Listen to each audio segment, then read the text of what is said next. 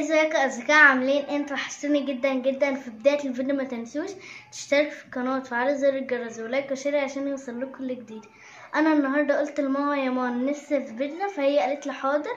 طبعا بوريكم يومي كله، طبعا باكل ايه وبشرب ايه، فقلت بقى بوريكم طريقتها. ليه نشتريها من بره؟ عشان اصلا مش ضامنين نظافتها وكده، فنعملها في البيت تبقى صحيه وجميله. ويلا بينا بقى نشوف الوصفه. دلوقتي يا اصدقائي معانا مكونات عجينه البيتزا. اول حاجه معانا زبادي وبيكنج باودر، ماما بتحب تحط عليه شويه، وسكر وملح ومايونيز وزيت وخميره ودقيق. تمام. وماما طبعا هتعجنها كويس وهرجع لكم. دلوقتي يا اصدقاء هنحط بقى المكونات الجافه فوق بعضها. اول حاجه هنحط الدقيق. بصوا هنحط شويه. تمام. بصوا ده شكله اهو. حطينا كل دقيق، الكيس ده كله دقيق. ما بتقول لكم بعد ايه بقى؟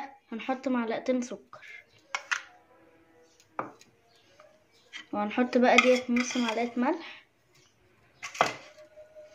وهنحط طبعا خميره باكو واحد اهو. بصوا، وهنحط بيكنج باودر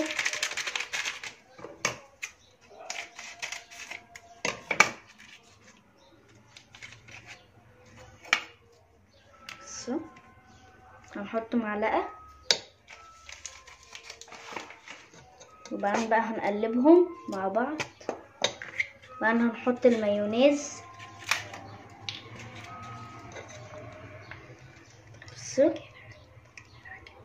بصوا ده شكلها معلقة واحدة. تمام. وعلى فكرة يا اصدقاء المايونيز بيبقى طعمه جميل جدا، تحفة عليها ماما بتقول لكم. ودلوقتي بقى هنحط معلقتين زيت،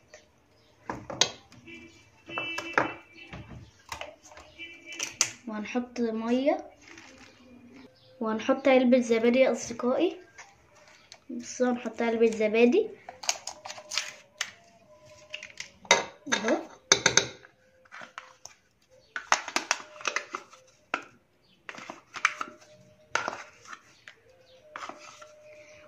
وطبعا المية ديت يا اصدقائي بقى على حسب العجينة، وهنعجن وهنرجع لكم.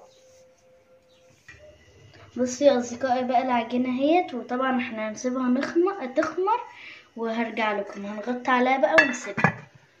دلوقتي يا اصدقائي حشوتها بقى. اول حاجة معانا صدور فراخ اهوت عشان احنا بنحبها. ممكن تعملوها باي حاجة تانية، ممكن تعملوها بلحمة، ما توقفوش نفسكم اعملوها باي حاجة. طبعا معانا طبعا بصل وفلفل اخضر حراق وطماطم، ومعانا معلقة ملح كبيرة، وفلفل اسمر نص، وكمون نص، وشطة برضو نص معلقة، وتوابل فراخ نص برضو. وهنضربهم في الكبة وهرجع لكم.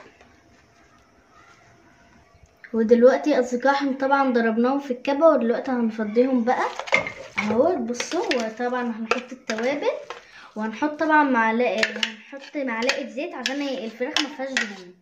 تمام. بصوا وهنسويها على النار وهنسويها على النار بشوية مية. تمام. وهنحط التوابل، الملح وكده. اول حاجة طبعا شطة زي ما انتوا عايزين. تمام.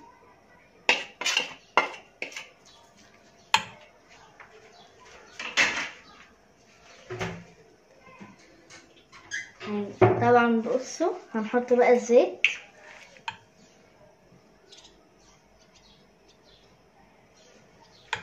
بصوا ده شكلها، وهنسويها طبعا على النار بقى بشوية مية.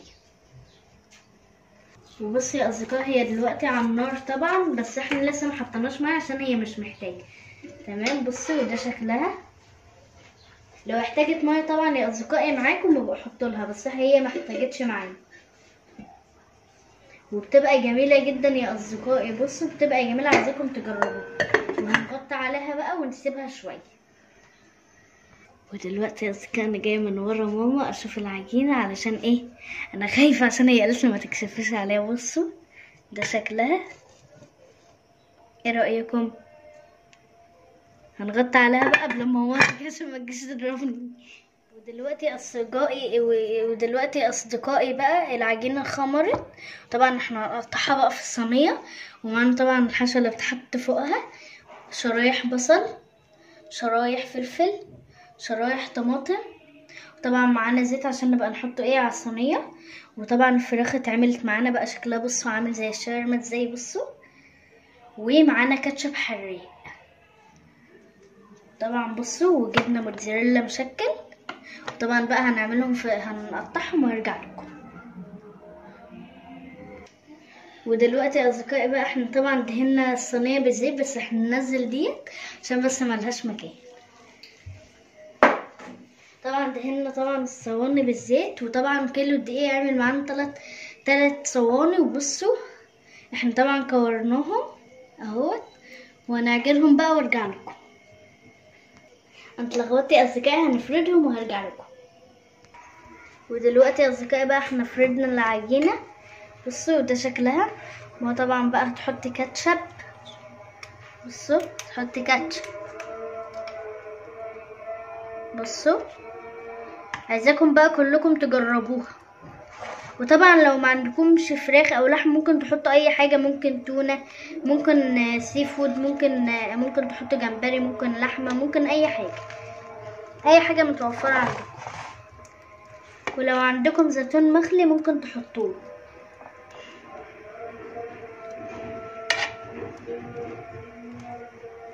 بصوا وده شكلها بقى.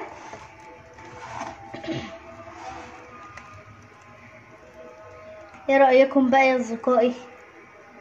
لو عجبتكم اكتبوا في الكومنتات ايه رأيكم. هنحط بقى طبعا البصل، هنحط اللحمة، الفراخ، نحط الفراخ اول حاجة اهو. بصوا ده شكلها اهو.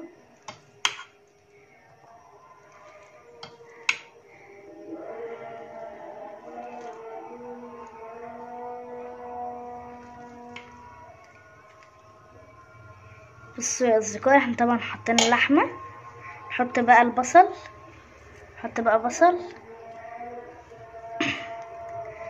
نحط بصل،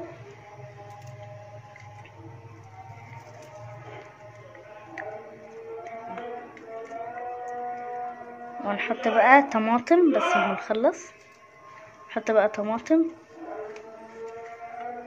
نحط بقى الطماطم اهوت، نحط بقى طماطم، وبعدين فلفل حراق.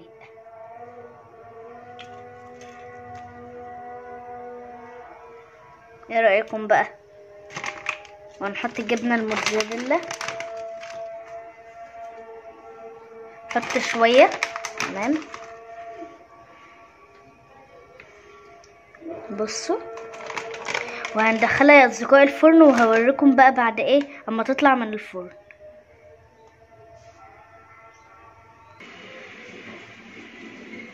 ودلوقتي يا اصدقائي طبعا احنا عملناهم كلهم بصوا. واللي طبعا نشتراها من بره، ولو عندكم زيتون مخلي برضو يبقوا حطوا، واللي نشتراها من بره نعملها في البيت وهتبقى انضف. بصوا ده شكلها. هندخلها طبعا الفرن وهوريها لكم طبعا لما تطلع. وده شكلها، وبتبقى اوفر كمان، وبيبقى طعمها جميل جدا في البيت. ولو عجبتكم اكتبوا لي في الكومنتات. هندخلها بقى الفرن وهرجع لكم. بصوا يا اصدقائي دلوقتي هي طلعت من الفرن، ده اول واحده. وايه رايكم؟ لو عجبتكم بقى اكتبوا لي في الكومنتات. دلوقتي يا اصدقائي هي طلعت من الفرن، وجيت بقى ادوقها معاكم. اتفضلوا معانا. اول حاجه بقى هندوقها بصوا. معانا طبعا مايونيز على كاتشب بتبقى خطيره. ولو عندكم بقى خيار مخلل حطوه بتبقى جميله جدا، بس احنا ما عندناش للاسف. هقلبها بقى اهو، ده بقى كويس. نحط بقى المعلقه هنا اهو. يلا بينا بقى ندوقها. سخنه